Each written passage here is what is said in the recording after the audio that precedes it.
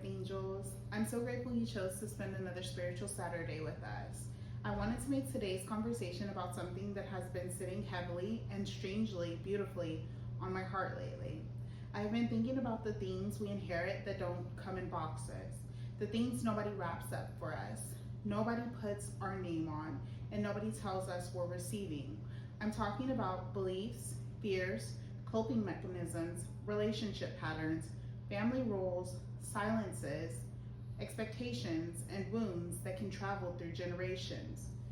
Some things we inherit are beautiful, like laughter or stories and traditions, even creativity and resilience.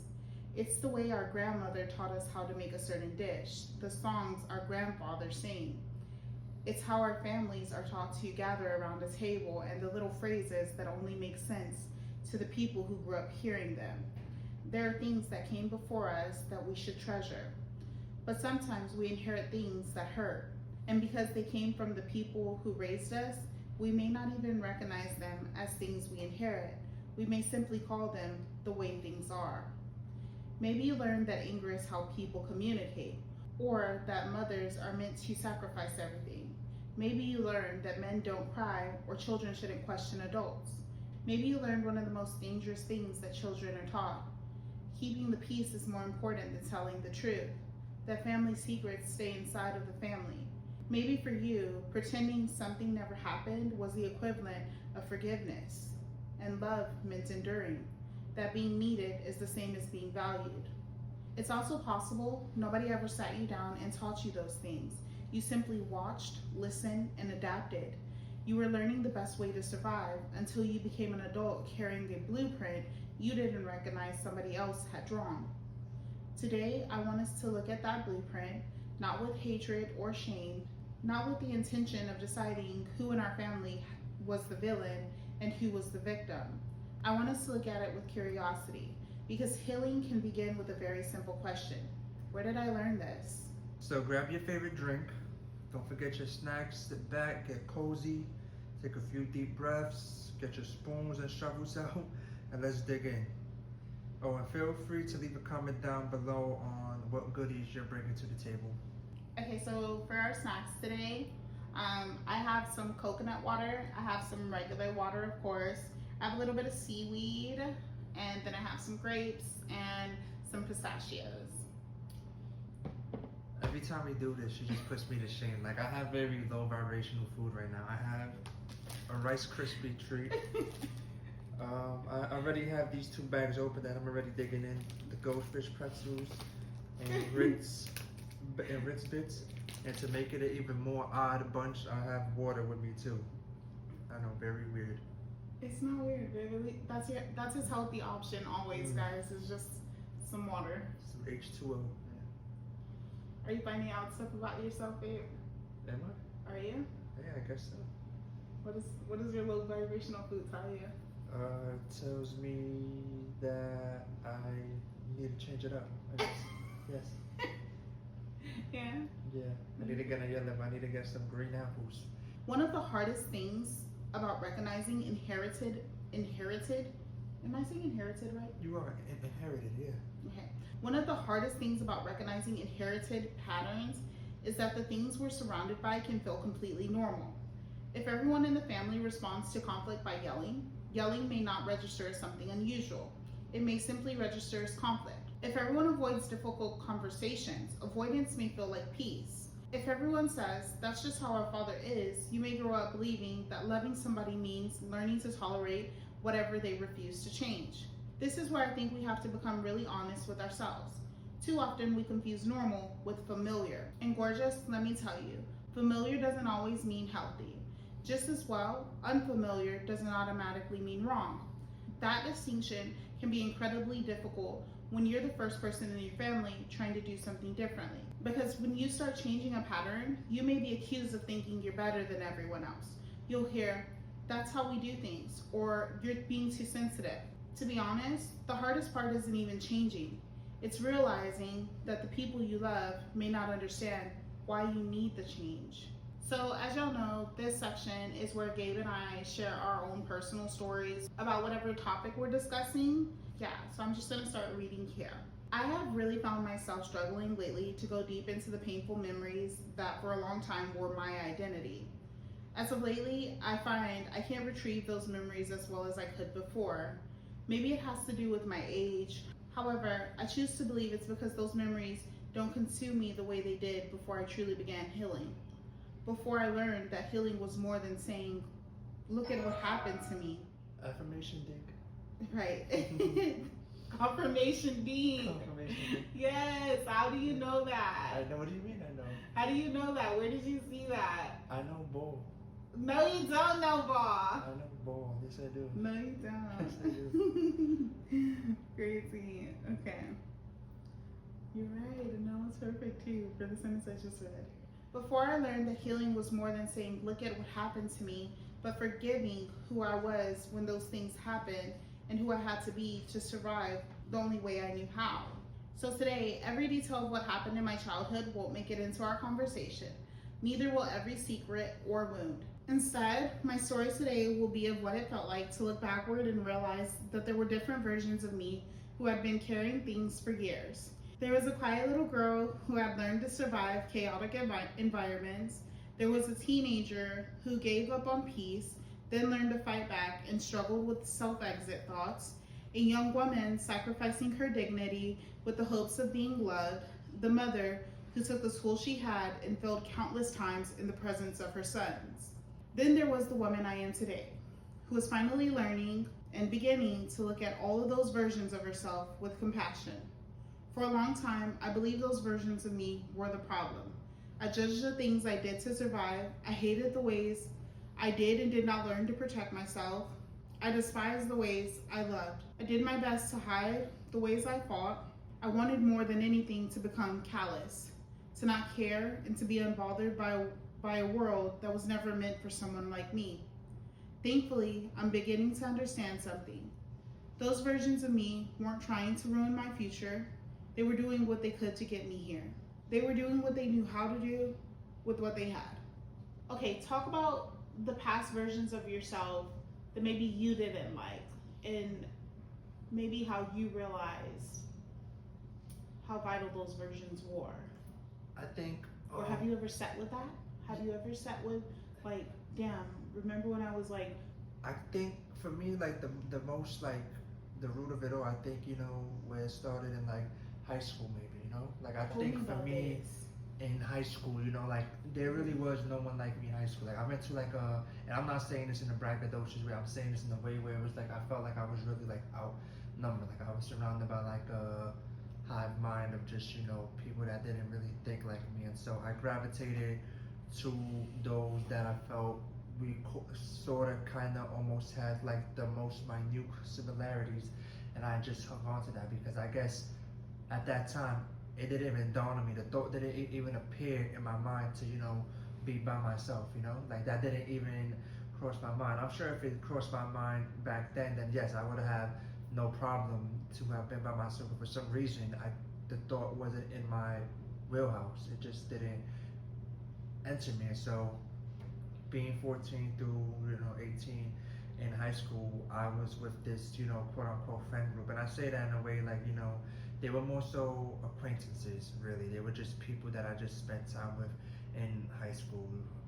But I realized that even throughout the years too, that we really had like nothing in common. They were just kind of like placeholders for the friends that I always wanted. You know, like I always felt like I assimilated into my school, you know, opposed to actually entering it like the right way, you know, like the way that you, I guess you could say, seeing the movies are just like the normal way, but that wasn't my route. And I always tell myself if I could go back in time and change my high school experience, even go to a different school or just find like a friend group that I really connected to, then yeah, I definitely would do that, you know? Because even, you know, like my high school friends, and I know this goes with everybody basically, how, you know, we grow up and we lose touch, you know, like the things like that, just the whole spectrum of life. But I always felt that, you know, with these particular people that I never really like kept in touch with, even after high school, you know, there were like a few attempts though, but they just kind of always felt like putting like like a square cog and like a circle placeholder. Like, you know those little like child games where you gotta put like the puzzle pieces in their respective blocks. Like, you know what I'm talking about? Mm-hmm. So it kind of felt like that. That's how kind of like my high school experience with like my friend who felt like it. Just, you know, there was this obvious thing, like the elephant in the room that I just felt like I don't really belong in the shrimp group. These really aren't my people, and I guess that's something that I was learning to like uninherit from myself in a way. You know, like this wasn't passed down. This was something that like I guess I spawned on myself though, and it was kind of like something that I've been trying to like scrape off me or remove from me. I'm just wondering, underneath that, because this is, I'm trying to figure out how does this tie back to, because it's something that you learned in your, like, subconsciously, you know what I mean? There's something in you that wanted to assimilate with that specific group of people, you know what I mean? And not only that, but how does that tie into maybe something you learned at home? You know, like how last week we talked about people pleasing, and like were you just going with the crowd that accepted you, like just getting in where you could fit in? Yeah, I guess that was it though. Yeah, I think that really was it though, cause at home, and I'm being honest with you, I can't remember being taught to assimilate at home though. Like it really wasn't taught to me. I guess it was just maybe, I guess like the lack of self that I had basically. Yeah, and that's what I'm trying to. How did you? Because when we grow up very confident and things like that, right? That is something that starts in a home. It's like when our parents teach us how to not fear independence, or not be afraid to go out and do things, or kind of like really build that like that confidence within us to go be ourselves. You know what I mean? When we grow up like that, when we're very what is the word that I'm looking for? When we're very, not self-assured, maybe self-assured? Do you think self-assured is a good word or like a term? When you're very self-assured or very, there's a word that's missing from my mind, it's not coming to me. But when you grow up like that, right? You don't need the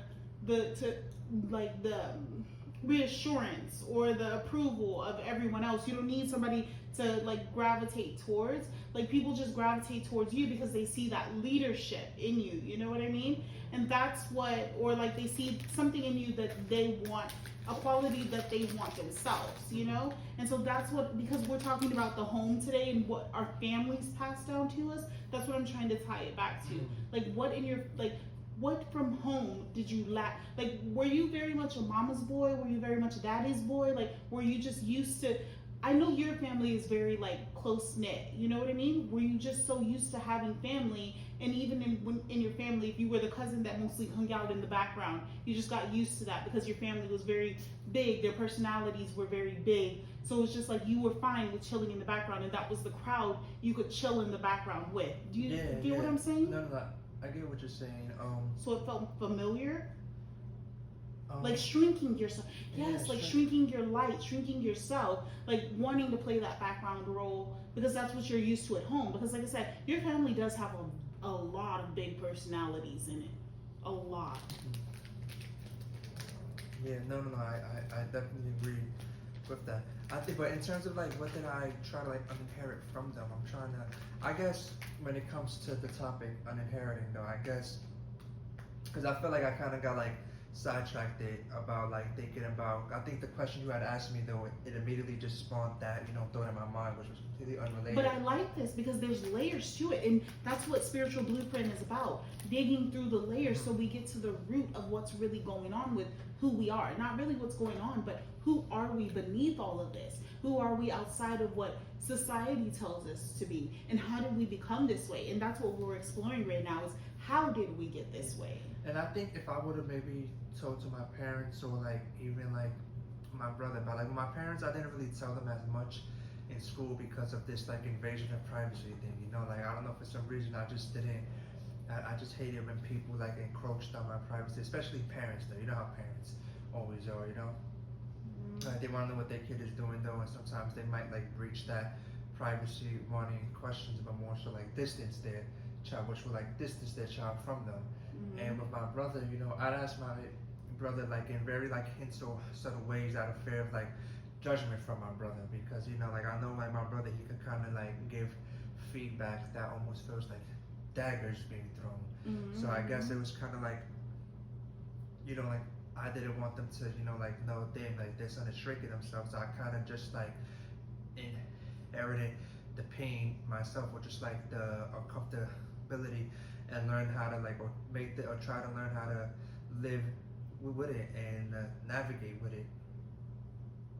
Navigate with what though? Like the isolation? Because I know you're saying pain, but what was causing the pain? Was it isolation Yeah, the from your isolation family? though. I guess I'm Or like saying, what do you think? Because I don't want it to just be what I said. I would say you know? the discomfort though, because I'm speaking more so about like, you know, like the canon event in high school, and even I guess other times, even after high school, when you would just like shrink yourself with just, you know.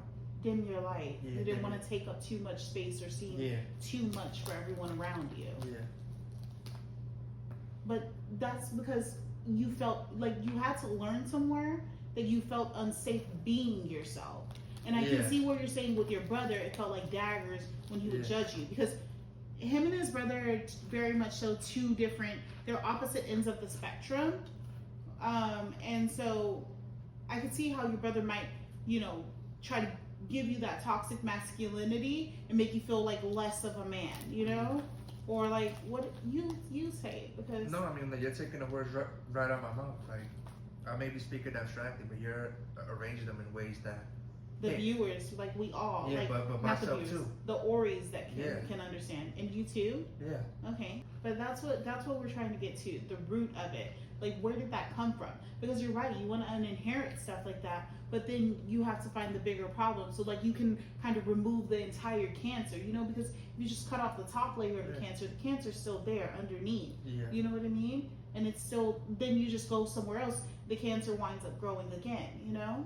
There's a lot that, you know, I've uninherited or made the attempts to uninherit in terms of like things being passed down from like family. Yeah, like what are some things that, well, you know what, save this, because there's more questions, and these questions are really going to help you kind of get your gears. School, Yeah, okay. So we're going to get back to reading, and I'll come back to this, or we will come back to Did it. you want to answer the other? Was this just my like the spotlight was on me, or did you want to like flip it on you and tell like your story? I didn't really have a story that I wanted to tell. The whole reason I started the spiritual blueprint is because there's so many things that I want to uninherit from my family, and as we're talking more, I know things will come spilling out, and just I'm sure over, you know, sitting here a couple of weeks, maybe they haven't heard it so clearly, because sometimes when I'm thinking, it's just abstract, it's surface level, and I think it's because me and you, we both have become kind of callous to things that once really hurt us, and we're just like, nobody cares about this, so we just kind of left it alone, stop poking at it, stop trying to like share or show, you know. And so, yeah, it's just, and now that I'm going to speak for me. Now that I'm in a very healing, loving relationship, the things that I would carry around, like, kind of like baggage. You know that song by Erykah Badu, Bad Lady, you gon' hurt yourself. Carrying out in bags, you got too much stuff. That was me. I had too many things that had hurt me. From when I was younger, I had buried all those things. So I had forgotten about a lot of stuff. But kind of through some of the traumatic things that I went through in these last like 2 years, all that stuff came back and started flooding my mind. And so then I was back at that point where I was trying to show all of these things that had hurt, but also seeing that nobody cared, I was holding them in, you know. How do I explain this properly? So I was trying to share the things that had happened recently, you know, because I felt like they were things like police brutality. Those were important things that the world needed to see were still still happening today. It's very real, you know. So trying to share my story with that, and then realizing nobody gave a fuck about that. It was just like I didn't want to talk anymore, and then going through like you know, going to jail and being homeless and stuff like that. Those kinds of things. I didn't want it didn't seem like anybody cared about them, so I didn't want to share them anymore. And so then, like, I don't know, it just wasn't the same. Like, now that we're in this relationship, it's just like, because they're not in my face, I guess. I don't really care. They're not like, wait, I'm not constantly thinking about them. Like, I don't know how to explain it. It just doesn't weigh down the same. It's not like I need a hug or I need love or I need something because this hurts. I'm being loved, so it doesn't hurt it's not bleeding as much, it's kind of scabbed over. That's how sometimes it's just like scabbed over. Like the wound might still be visible, but it's not stinging no more. Mm-hmm. If anything, it's just there as a reminder of what. It's a battle scar. Yes. It's just another scar to add to the plethora. Yeah. Okay, let's get back to reading this. Healing was never meant to be about destroying those versions of ourselves. Healing was always about finally thanking them for surviving long enough for us to become someone who could choose differently. I want to introduce an idea that has been sitting at the center of this entire conversation for me, the family blueprint. Before we were old enough to consciously decide what we believe about love, conflict, money, faith, gender, forgiveness, success, or even ourselves, we already watched other people demonstrate what those things were supposed to look like. Children are incredible observers. We don't need someone to sit us down and say, this is how our family handles anger. We watch what happens when somebody gets angry. We watch who gets to speak and who gets to be quiet. We see who apologizes first. We learn who gets protected and who gets blamed. Without realizing it, we begin building our own internal blueprint. Maybe our blueprint said, love means sacrifice. Maybe good children don't question adults. Or you keep family business private. Maybe your blueprint said, if someone hurts you, you forgive them because they're family. Or success is the only way you'll prove you're worth something. Messages like that don't have to even be spoken. They can be absorbed.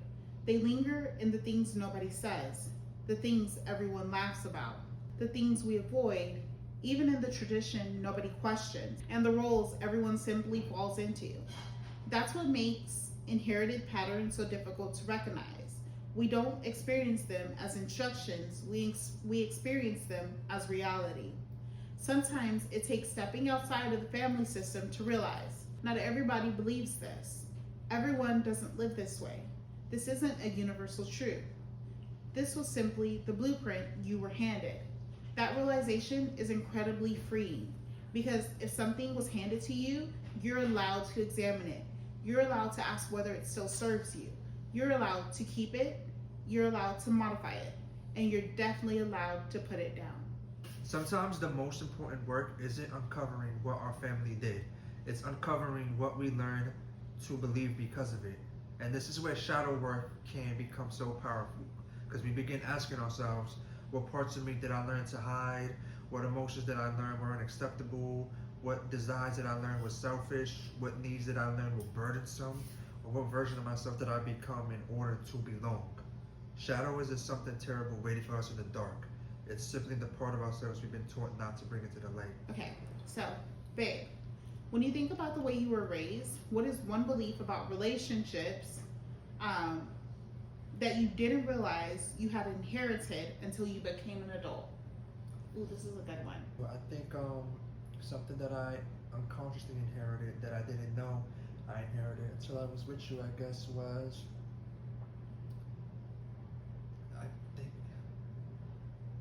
I guess maybe, because I can understand, like my brother and father in their relationships, they might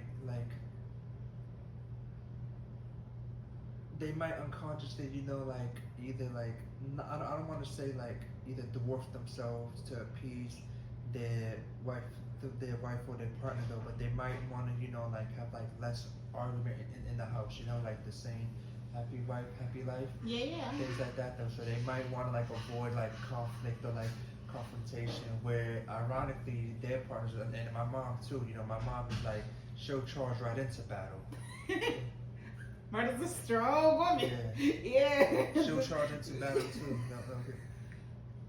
Where it's usually the guys in the house they don't want to come home to any conflict or confrontation. And I realized I kind of inherited that laissez-faire, I don't want to say nonchalantness because I know it's become kind of a trigger word, but I guess that might be a placeholder for a word that hasn't come to my mind at the moment though. But that's something that I guess that I've, probably inherited, is to like avoid conflict though, and not avoid conflict in a way where we don't speak about our problems though, but avoid conflict in a way where where it's like a death match, almost like a screaming match between your partner and between you and your partner, because when we have any kind of like disagreement or conflict though, like we make attempts to speak about it very diplomatically. When it comes to like like avoiding conflict or screaming or yelling, like I'm not really for like the yelling back and forth though. If there's a way to like kind of maneuver around it, then yeah, instead of just trying to like go tit for tat, to see who could scream the loudest or who could get more aggressive at first. But I mean, we don't really do that. Yeah, no, that's no, what I'm we saying. don't. The only time that happens, that's why I wanted to pull up the point. Like, we don't just have fights like that. You know what I mean? Yeah, no, we don't. But the only time it happens is when something like that happens, and that's when my anger can But I go. guess it's like I'm speaking for like more myself though, like who I've been, like 28 years though. I know like if I could like resolve. But who would you get into conflict with? No, I would just like in like any disagreements or like little like tiny arguments that feel like they're escalating. You're very avoidant. I don't want to say avoidant though. I would want to say I would try to like de-escalate it or resolve it though, because it's never that serious. But I also don't want to say like I wouldn't avoid it if like push comes to start shoving my back is against the wall, and that's like the only option. And yeah, like I'll like engage, but if there's an that's still avoidant though. Yeah. You know what I mean? Because you don't know how to utilize like anger in a healthy way. Yeah, okay. Like, hey, don't step on my toes. Like, or hey, you're overstepping my boundaries. You know what I mean? Yeah. You don't know how to set those boundaries without that anger becoming like explosive. Okay, no, then yeah. Because no, I'm saying that's when you're avoidant, when you don't know how to utilize those tools. I don't know how to utilize them either. I'll go from calm, I don't care, to like explosive, like when my back's really against the wall. I'm very avoidant when it comes to anger. I would say like we don't have like like arguments like all the time though. So it's like if there's a way of like resolving it like very organically, like casually, like two adults speaking, like very softly and just like in a very healthy way, then yes, that's what I would resolve to. But we don't. That's what I'm saying. Like we don't really even. We mostly just talk about things. Yeah. We don't have like that. Like how you're saying your dad or your brother come home and they're ready to argue or fight and stuff like that, and it's like you never come home and I'm ready. Yeah. When I think about the way that I was raised, one belief about relationships that I didn't realize I had inherited until I became an adult was my own anger. I didn't realize how explosive my anger can be. I didn't realize until I had become a mom that the way that I hated the way my grandma would talk to us so aggressively, when I get angry, I can talk like that. I can be very like snappy. Like my anger can come in a second, and it's like mostly when people do things that don't make sense to me. Like if my boys do something and it's like I had to step back and realize, like, don't get me wrong, still to this day it happens. I'll explode on somebody, and I've been sitting with that recently. Like is that like something like bipolar? Could that be like a mental health thing that I need to like have evaluated? Because I don't like it. I always feel bad after I do it. Like I have to go sit with my sons and talk to them or apologize. My grandma had a very explosive attitude. She was a very angry person, and it was like constant. Mine's is not constant, and I guess that's why I didn't realize. And because I'm also a very avoidant person, I even have the type of anger that's classified as like anger avoidance. So with other people, like I will ignore you, I can walk away from you, most of the time I don't even care. Like it's literally over my head. I got 6 million other things to worry about, so I'm not even thinking that deeply into it. But I noticed like within my home where I feel the safest, that is where it will naturally happen. Like I have so much patience for everyone else, But I guess those people closest to me, like my sons or Gabe, I expect that they know what to do, they can handle things like that. And I can see how that may be unfair, especially to my sons because they're kids, you know. They don't have everything figured out, or they won't have everything figured out.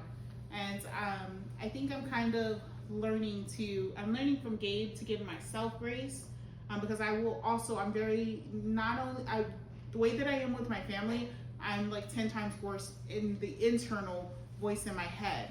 And that's what kind of made me realize, why do I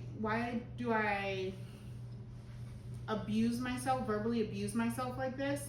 And I realized it's because I'm hearing my grandmother's voice, the way my grandmother used to talk to me, and then I turn around and I talk to my kids that way. And when I think about my kids being my age, I don't want them to talk to themselves that way and then also realize, like, that's my mom's voice. That's why I talk to myself like that. That's why I say, like, oh, I'm so fucking stupid, I should have known better, or like tell myself.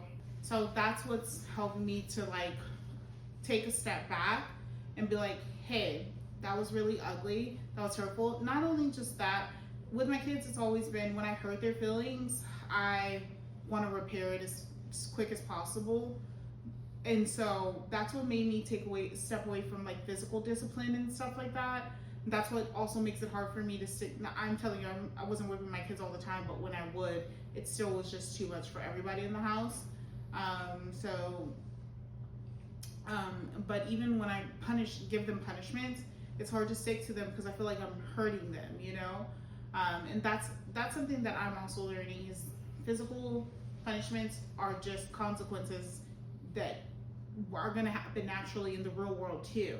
So I'm trying to kind of find those boundaries with that and kind of build, like, not walls, but become more like firm. Yeah, there you go. Firm and sticking to those kinds of things. If y'all can hear my microwave in the background, it's because Troy put his noodles in the microwave. I learned that I can be kind of aggressive. Maybe a bit, I guess, like you said, impatient a bit. Impatient. Yeah. Well, I can be impatient in relationships. Yeah. Okay. Yeah. Okay, I like that. Okay. Tell us something, when you think about how you were raised, one belief about family. About family that I've unconsciously inherited. No. That you realized you inherited, that you didn't realize you inherited until you became an adult. Something about family. Something about family. Yeah, like you should always forgive your family, or you should always help family out. Like somewhere along those lines. Something about family. I think that I've inherited is that, you know, while you love family, sometimes you gotta love them from a distance. That's a good one. That's kind of where I was gonna go to. Yeah. That it's not always about showing up for family. That sometimes some family, you gotta distance yourself from. It's just healthier for you. Yeah, healthier for you mentally. And I think when you're young, though, you know, you don't see like the drama or like the family drama. You know, you're too busy like being a kid. But as you get older, you recognize patterns. You recognize, you know, like who you look past, you know, the roles that your family members are to you. Like you look past your uncle being your uncle. You look past your aunt being your aunt, or your grandma being your grandma. You see them for who they really are. You realize, you know, I love you. Like you're still my family, so I love you, but I gotta love you from a distance to keep my peace of mind. And see, I think we grew up totally different family styles, and I noticed, he said when you grow up, you realize that, and I think I noticed that in a different kind of way. I noticed when I was younger who they were and the drama and conflicts and all that stuff, but I think I didn't understand until I was an adult, like recently, that some family you do have to love from a distance. You can't always bend over backwards for everyone because they're not always going to be there for you. And when you're constantly pouring into their cup, when your cup is empty, you have nothing else to give, they're not always going to be there to help start filling your cup either. And that's what I learned about keeping my distance from family. It was never like, oh, I didn't see who they really wore or things like that. I saw the drama, but I still thought at the end of the day, like, you still show up for family no matter what. Um, what is one belief about love that the way you were raised? Like, what's one belief that you didn't realize you inherited? Part of me wants to say that I think that love had to be this grand, big gesture where in reality, love is really like the tiny things, it's I really, was about to say it's simple. yeah, it's really the simple things, like it's not really like the big, grand, operatic, gestures, like things that get kind of like lost in the carousel of emotion, but love is really, like the tiny details, things you remember about your partner. I want to say those things are important too, but I think it depends on how well you know your partner. If your partner is a grand person, they enjoy those grand gestures, they make them feel good, then I think those are important things too, because you don't want to, be doing all these simple things and then your partner's still feeling unloved and you're like, but I'm doing all the things, I'm remembering all the little things. And it's like, but your partner is not just that simple little partner. They enjoy. I think it's very important that's played on a partner by partner basis. Like, maybe your partner could be somewhere in the middle too, where they want grand, but they want intimate as well. So they want it to just be like you and them. They don't want 50 million people there, You just really have to know your partner in that sense, to kind of understand. That's what love is. Understanding the details, understanding like the things that are important to them. I think that's what it really is. It's whether it's grand or it's small, it's about how well you know them, how well you'll pay attention to what they enjoy, what makes them feel loved. What makes them feel seen, considered, prioritized, understood. I always said love is not just understanding, it's understanding. Understanding, I like that. When you think about how you were raised, what is one belief about conflict? And I think that's what you were originally saying about being avoidant, or not being avoidant, but like, you're gonna do what you can to avoid it. That you didn't realize you inherited until you became an adult. And I think for me, what I inherited about conflict, right? Conflict. I think that I could be avoidant in conflict, and to be very specific, avoid it in a way where I'm not trying to go tick for tack. I'm not trying to match your You're not petty energy. Yes, not petty. Not trying to have a screaming contest. I'm more so the let's talk it out. Like let's have a dialogue about it. I'm not gonna be petty or do something like if you get mad at me or start yelling, I'm not about to take it up a notch. Like that. I could be avoidant in that way. Like sometimes, like and I guess my trait is, well, not trait is like, because I know me, like immediately if there's like a issue, if there's like a disagreement or just some kind of like like heaviness in the atmosphere, I want to talk about it, and immediately that could automatically, like sometimes people don't want to talk about it, right? And immediately we're different like that. He wants to talk when I'm angry, when we're having like, I need a moment. That's what it is. He wants to talk and I need a moment. It's like they, like I don't want to talk and she need a moment, and sometimes I gotta, learn to kind of like, okay, like just kind of give it space. You could give it space, like in a situation like that though, like when she's, doesn't want to talk and I try to give her space. I think if she's being quiet, I'm not about to match it with me now giving her the silent treatment. I really do believe that as far as conflict, you learn to kind of like take a step back.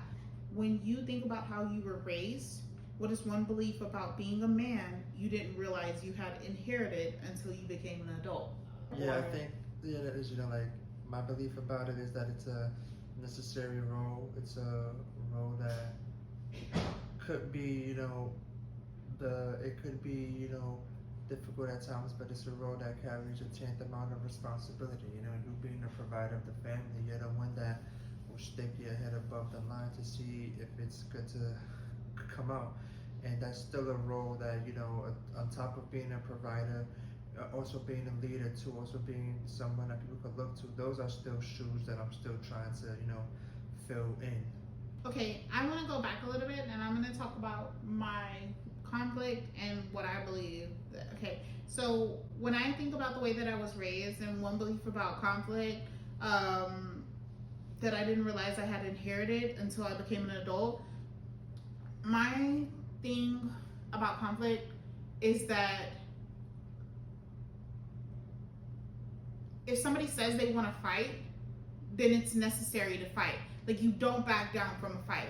And I learned that because I grew up in a family where if somebody hits you, you hit them back. You don't just hit them back, you beat their ass, right? And it's not just that. It was times where when I was growing up, a little girl, I was afraid of fighting. I didn't like fighting. I didn't want to fight, things like that. But it was always either you whoop their ass or you gonna get your ass whooped. And I never wanted to, like, of course I don't want to fight my mom. My mom's a full grown woman, you know what I mean? I remember in second grade, a seventh grader had beat me up on the bus and I like ran home crying and I was like banging on the door and I wanted my mom to let me in and she wouldn't let me in. And she opened the door and she was like, "What's wrong with you?" And I told her about what happened. And so she like, you know, threw me back outside and she stood at the screen door and she like locked the screen door. I don't know, I'm old, so I guess, you know, if you remember growing up in the 90s, we had those little like swingy latch things. You could like hook them and you can't open the screen door. And the seventh grader was like coming down the street and I'm like just trying to like squeeze in between the door and the screen door to get in the house, and my mom's like kicking me back out the door. So it's like when you grow up like that, you have no choice. It's like instilled in you. Like either you fight or like you're gonna get it worse, you know? And so that's kind of like not my first memory with fighting, but that was my first like fight where I actually had no choice but to fight back. And it's like what do you think that does to a second grade like little girl, especially when the person you're supposed to be turning to for help is forcing you to fend for yourself, you know? So that's kind of something that I learned about conflict. I had to learn, I inherited that fighting was necessary, but I had to uninherit that not everybody is worth that time. And it's taken me a really long time to realize that. Like being within the court system now, going through the American justice system now and everything that I have been through with it, I'm just realizing like, okay, maybe that like fighting to like, I don't even know if it's prove a point, but just like to not back down or whatever is not worth it, because when you fight with the American justice system, they're gonna whoop your ass all kinds of ways, every which way, turn you out all kinds of ways. And it's gonna be mentally, spiritually, financially, you're gonna lose so much that when you think about it in that way, that person is not even worth your time. That fight is not even worth your time. And on top of that, you probably gonna kick their ass anyways, and then still have to deal with even more charges than that. So just fighting is not, the conflict is not worth it. Like I said, for the most part, I can pretty much ignore people. That has always been my anger style, is kind of just avoidant. I ignore it. I don't want to do it. I don't want to participate in it. But once it's like, I always had this thing, you can talk all you want, but if you're not gonna get out there and fight about it, then we don't got nothing to talk about. And that was already a bad setup to have, because I don't want to go back and forth. I'm not good at, my sister, she can argue with you all day. My grandma, she gonna cut you in ways with her tongue that you aren't even gonna be prepared for. But me, I didn't inherit that. I'm not good. I'm not witty like that. I'm not sassy like that. I don't have those kinds of words like that. So I'm not a big shit talker, but I'm quick to fight. And it's like, not every conflict has to be about fighting, you know? Not every conflict has to be resolved with fighting. Sometimes it is just walk away, just let it be.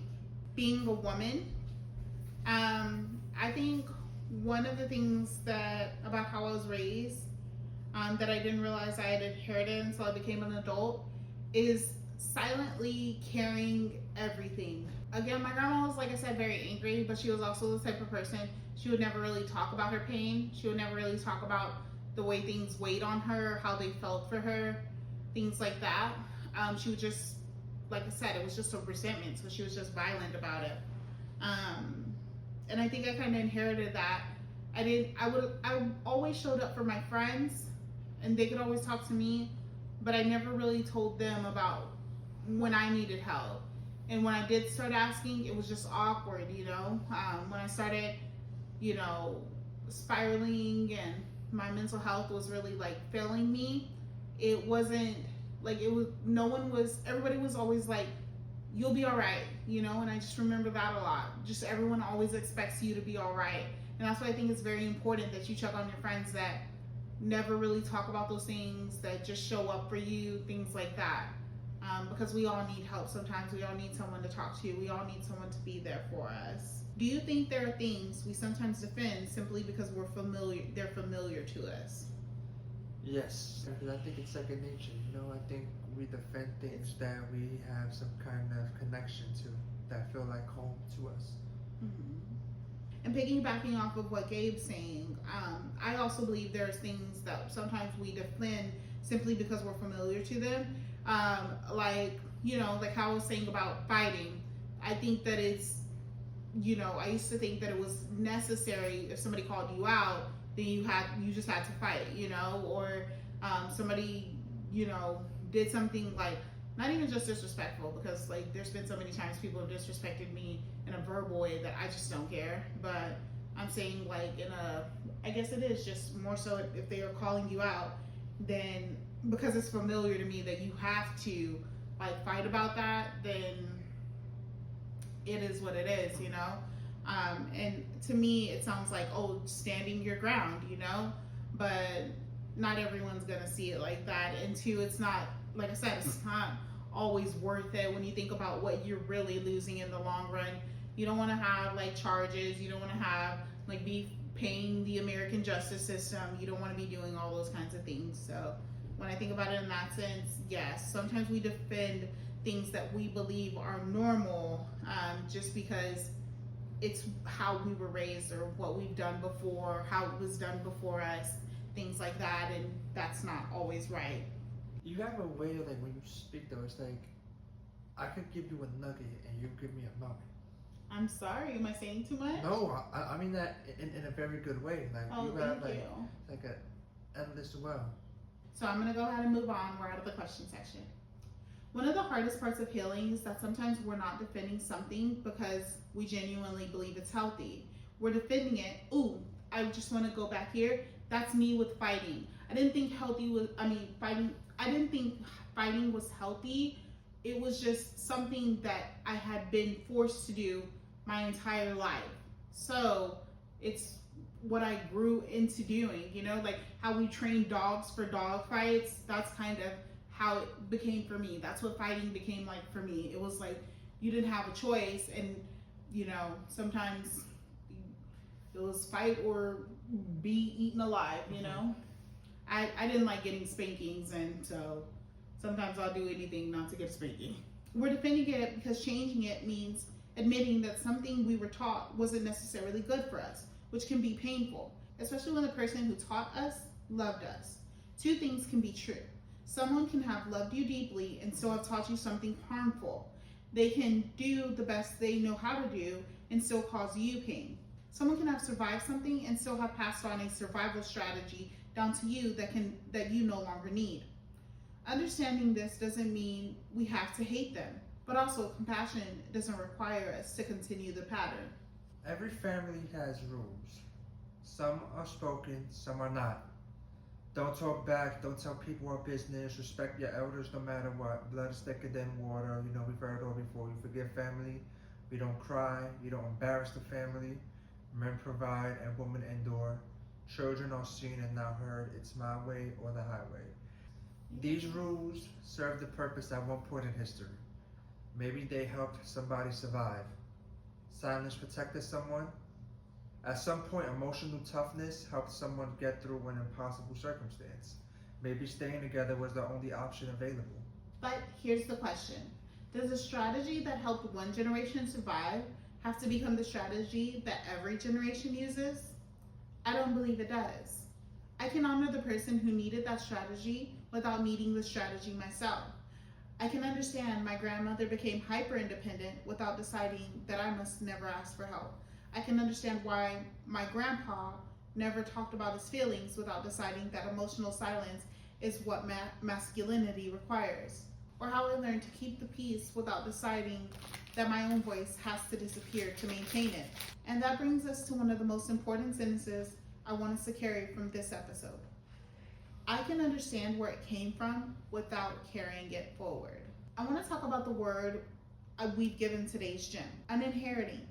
I know it's not a traditional word, but I love it because it asks us to imagine. What if we could look at the emotional inheritance we received and consciously decide what we are keeping?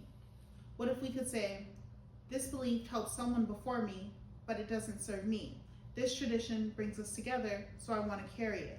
This pattern hurts people, so I want to interrupt it. This story deserves to be remembered. This secret is keeping us sick with shame, so maybe it needs to be brought into the light. Uninheriting doesn't mean rejecting our families. It means becoming intentional about what we pass forward, because eventually our children inherit them. That's where this becomes bigger than our own healing. We aren't only asking, how do I feel better? We're asking, what will the people who come after me have to heal from? Sitting with questions like this fueled an internal curiosity in me that desired betterment for my little ones. I don't want my children to have to spend their adulthood decoding my childhood. I don't want them to inherit wounds and call them personality traits. I don't want them to inherit my fears and mistake them for rules. I don't want them to think that love requires self-abandonment because that's what I model. I certainly don't want them to believe they have to carry my pain in order to prove they love me.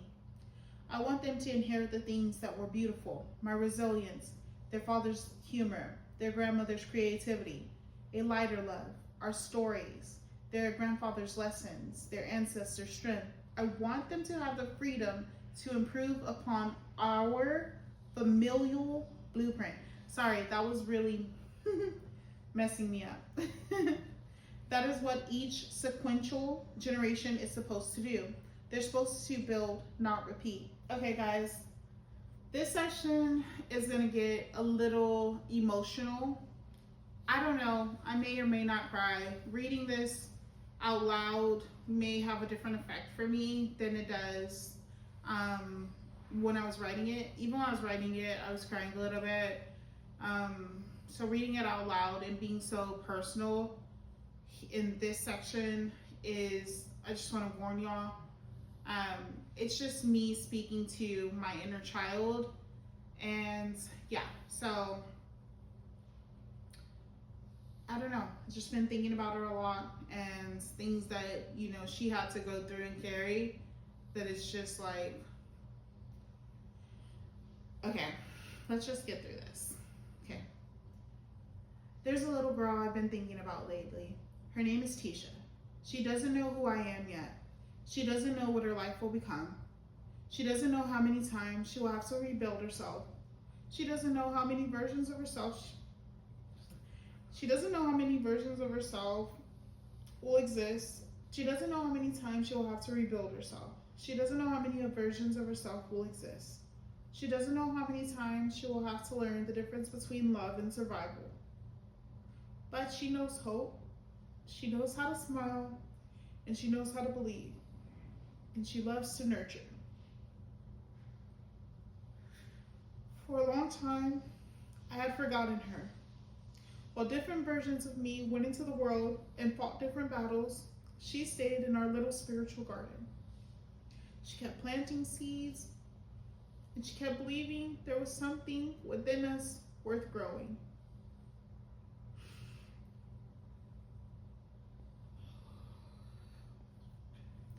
She protected all of the parts of me that still wanted to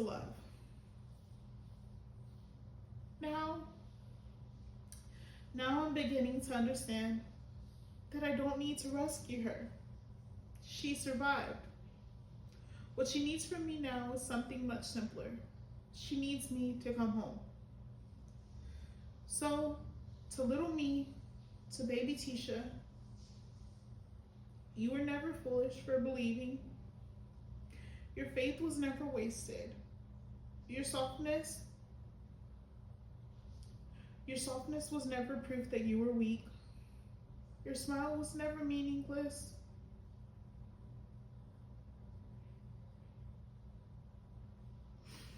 Your heart was never a thing that needed to be destroyed. You didn't fail because you stayed soft in a world that taught you you should become hard. Instead, you planted something. I'm standing in the garden that you tended to. The woman I am today exists because you refused to let our light go out. Many times I hated parts of myself because I thought they made me vulnerable. Now I'm beginning to see those parts differently. You weren't the weakness, you were always the guardian. While versions of me went into the world, waging wars, you stayed and you kept this spirit alive. I'm so sorry it took me so long to come back to you.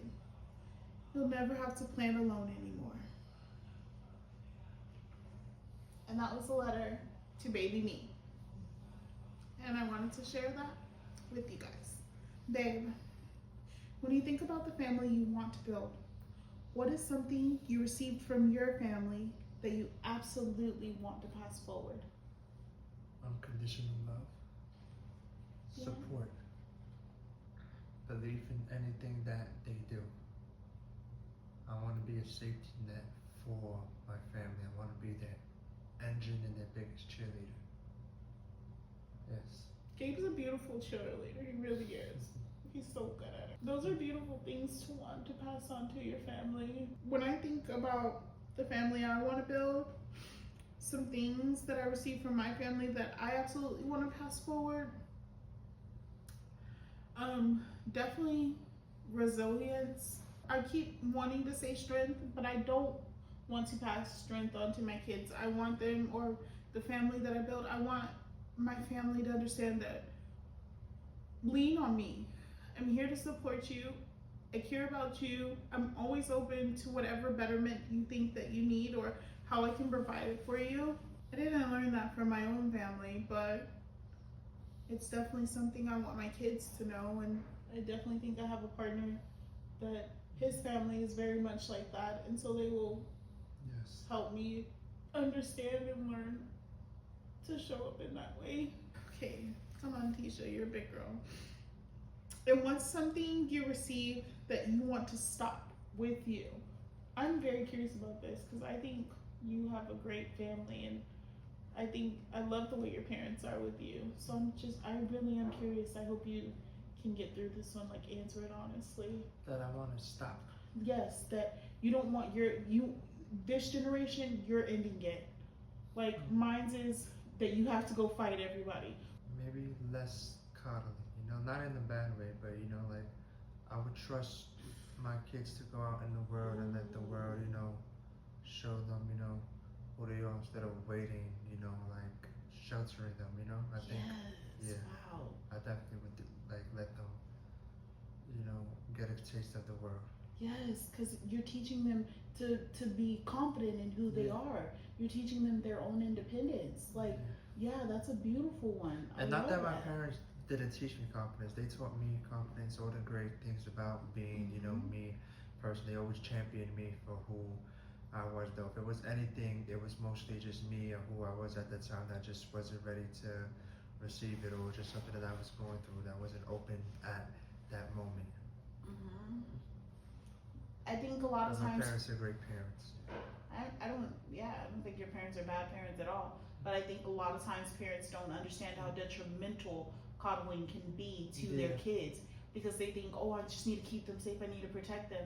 I need to keep them from all these things. But then they go into life and they don't know how to take care of things. They don't know how to do things. They don't know how to show up for themselves because they've never been sent out like that into the world. So I think there has to be a healthy balance.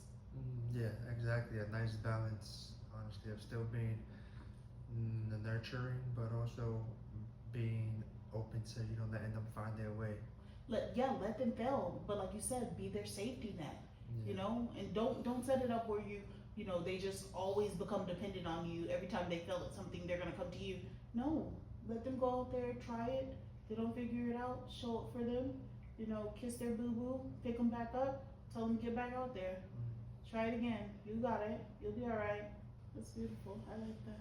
Do you think it's possible to love where you came from while still deciding that something ends with you? Yeah. Yeah. I think so. I think you could love something, but you could love it enough to know that okay, I love this, but I'm not bringing this with me. Yeah. I think that's a advanced level of discernment.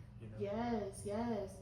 And especially whenever, like, I think about, like, how you just answered the question right now, you know what I mean? Like, I think about your family, like, how much you love where you come from with your family, but there is something that you do want to end with you know? I think, yeah, that's beautiful. I don't want us to walk away from this episode believing that healing requires us to condemn everybody who came before us. Some of them were hurting too. They were surviving things we will never fully understand. Often, they didn't have the languages we have now or even the resources. A lot of them were genuinely doing the best they knew how to do. We can honor their survival without making their survival strategies our destiny. This part right here makes me really think of my grandmother. My grandmother had a very hard life. She was actually an orphan, and a lot of us to this day will still question, why was she so angry? Why was she so this or that? And now that I'm an adult, I can sit back and reflect on it. Like, why was she so angry? Why was she so mean? Now as an adult, I can sit back and reflect on it and really think about, like, though she had adoptive parents and there was different ladies in the neighborhood who kind of took her in and, helped her along the way, it's not the same as having your actual mom or your actual dad, and no one can ever replace those parental figures. And I don't think my grandma had someone to ever sit down with her and kind of explain to her what she was feeling or explore the emotions she maybe held inside or what she may have been going through. So it's like, even in my teenage anger towards her, it was still like, my anger was more like, I'm doing everything that I can to make you proud of me, and I'm still not good enough. That's what my anger was, It was never like, oh, I hate her because she's so mean, or I hate her because she's so violent. It was never anything like that. And to this day, I don't feel that way at all. I love my grandmother so much. I miss her so much. I wish I could be close to her. I miss being on the phone with her for like 3 hours at a time, listening to her talk about absolutely nothing. My grandma does really have a very kind heart. I just think because like, if you're hungry, she's gonna feed you. That's the first thing she's gonna do. You're gonna walk into her house, she's gonna offer you food. And if you don't take her food, then y'all won't be friends. You might get stabbed. No, I'm joking, but but she's not gonna be your friend. She won't like you because that's disrespectful when you in a black household. If you don't take the food, if your grandma, if you didn't take her food, yeah, it was disrespectful. Yeah, old tradition, family back. Old school, but if you didn't have a place to stay, she's gonna give you a place to stay. You need somewhere to wash your clothes. I can't count the number of times she would let my friends come over and wash clothes at our house, But my grandma is also the person, she has no problem punching you in the face. She has no problem breaking your nose. She has no problem stabbing you. My grandma is very, duality. She has a lot of duality. Yeah. And it's, you're only on two ends of the spectrum. You're calm on her good side, or you're bad. You know what? And it's funny too, because she can be she'll stab you, but then she'll tend to your wound. Yeah. She'll patch it up. That better be a lesson to you. Don't do it again. Yeah, very much so like that. And this makes me think about her. She didn't have that language, she didn't have these resources or any types of resources, you know? I just think about all that she's gone through, you know. First of all, being a woman is hard. Second, being black is hard. Being black and a woman is hard. Being a, kid with no parental guidance. I can't imagine. I just think about all these things. And I think about all the trauma that it's caused throughout our family, what she passed on to my mom, what my mom passed on to me. And it's just like, I feel for her. Like we said, sometimes you just gotta love some people from a distance. Returning to our garden one more time.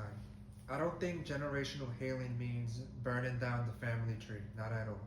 I think it's more like pruning. You see the branches that bear beautiful fruit, you keep them. You remove the branches that are dead. You see a branch that's growing in a direction that is choking another part of the tree, you prune it. You don't hate the tree for having grown that way, you tend to it. You don't have to destroy your history to create a healthier future. You simply have to become conscious enough to participate in what grows next. And maybe that's what growing up really is. Not simply becoming older, but becoming intentional. As usual, y'all know I want to leave y'all with a few questions to sit with. You don't have to answer all of them. You don't even have to answer them today. But if something catches you in your chest when I ask it, pay attention. Number 1, what did my family teach me about love? Number 2, what did my family teach me about anger? Number 3, what did my family teach me about forgiveness? Number 4, what did my family teach me about conflict? Number 5, what did my family teach me about being a man or being a woman? Number 6, what emotions are welcomed in my home? Number 7, what emotions are punished? Number 8, what family rules were never spoken but somehow everyone knew? Number 9, what patterns do I recognize repeating in my own relationships? Number 10, what survival strategies once protected me but may no longer serve me? Number 11, what parts of me did I bury because they weren't safe to express? Number 12, what beautiful things did I inherit that I want to protect? And finally, number 13, what am I ready to uninherit? Because I want to make room for something healthier to grow. This week's seed is, I can understand where it came from without carrying it forward. When you notice yourself repeating something you've seen for generations, don't immediately shame yourself. Pause, get curious, and ask, where did I learn this? What purpose did this once serve? And does it still serve me now? And then ask, what would I like to plant instead? You don't have to become perfect to break a pattern. You have to become conscious of it. Then, one choice at a time, choose differently. Sit with me. This is a letter to one of my Ories that need it this week. Maybe it's you. Another letter, y'all. This one won't make me cry. I write y'all these all the time. To the Ori who is beginning to look backwards, I know it can be painful. Sometimes healing means opening doors we spent our whole lives trying to keep closed. Sometimes we discover things about our families that change the way we understand ourselves. Sometimes we discover things about ourselves that we wish we didn't know. But please remember this. You're not required to hate your past in order to build a different future. You're not required to hate your parents. You're not required to hate your ancestors. You're not required to blame everyone who came before you. You're not required to carry everything they carried simply because you love them. You can honor the people who survived before you by allowing yourself to live differently. You can say, thank you for getting us here, and then I'll take it from here. You can keep the music or the recipes, the laughter and the stories. The resilience and the love are also yours to keep. But put down the shame, the silence, the belief that suffering is the price of belonging, or the idea that love requires you to disappear. Put down the fear that asking for help makes you weak. Put down whatever was handed to you that was never meant to become your identity. You don't have to burn the family tree or deny your roots. You simply get to decide which branches grow from you. And to the little versions of ourselves who carry things they never should have had to carry, I hope we learn to stop judging you. I hope we learn to thank you. I hope we learn to sit beside you, and I hope we finally understand that you were never the problem. You were trying your best to call us home. We hear you now. Thank you for sitting with us for another Spiritual Saturday. If something in today's conversation stirred something inside of you, I want you to remember that you don't have to figure everything out tonight. You don't have to uncover every family secret. You don't have to identify every generational pattern. You don't have to confront everyone. You don't have to reopen wounds before you're ready. Healing can begin with something as simple as noticing, oh, I learned that. And then thinking, do I still want it? If you have a story, a question, a family tradition, a pattern you're trying to understand, or a seed you're trying to plant, you can send it to us at thespiritualblueprintcollective@gmail.com. Your story may become part of someone else's healing. And if you know someone who is beginning to question what they've inherited, share this episode with them. Not as judgment, of course, but as an invitation. Remember, you're not obligated to repeat what you survived. You can honor your roots and still grow in a new direction. You can love where you came from and still choose where you're going. You can understand the past without becoming imprisoned by it. And you can plant something your children have never seen before. So tend to your spiritual gardens gently, my Oris. Keep what bears good fruit.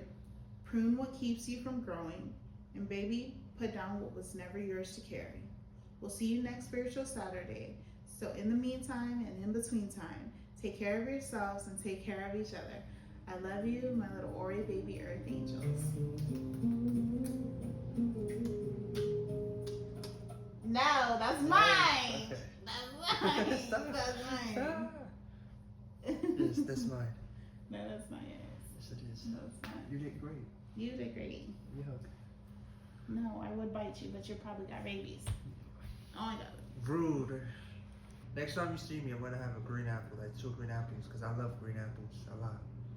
No, he doesn't. I always buy him a whole bag. He'll eat one and No, never touch it again. lies. That is- I'm eating my Granny Smith apples. I No, he love them. does Yes, not. do, I yes. always have to throw them away because they're going old. No. I'm gonna record it and we'll see. Yes, she's gonna record it, and And I'm we'll gonna clear the see. whole bag. Oh my god. Yes. If the bag is empty, it is because he's the only one that will eat them. Yes. If it's not empty, I'm gonna record me throwing it away. Mhm. Yeah, so that way they know the truth. Okay, let's get back to the spiritual blueprint. Topic we're discussing. Discussing. I know the word, I just can't get it out. Tongue tied. Yes, thank you. She's not like this outside, I promise. Yes, I am. He got his hair cut, so he thinks he's the world's greatest gift to man. I know. Shut So up. God. That's your gift from God. What are you gonna do with it? My gift?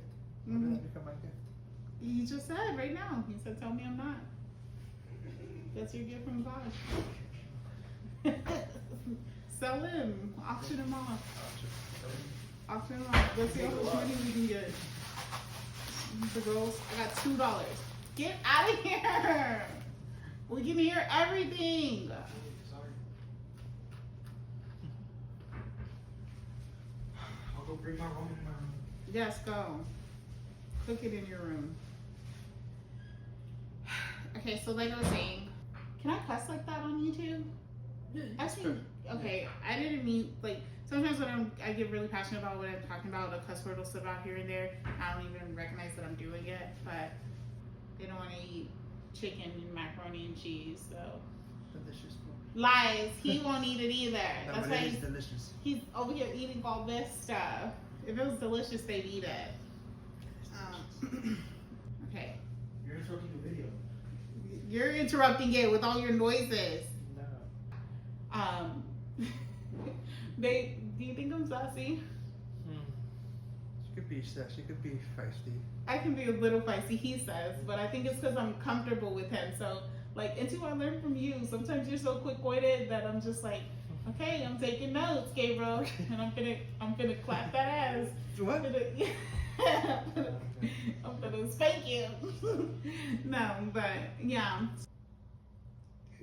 It sounds like babe you're talking about. No. Okay, thanks, babe. That's sweet. Thank you. Sorry I messed it up, but that's okay because I need a breather. Yeah. You're incredible. Thank you, baby. That was beautiful, babe.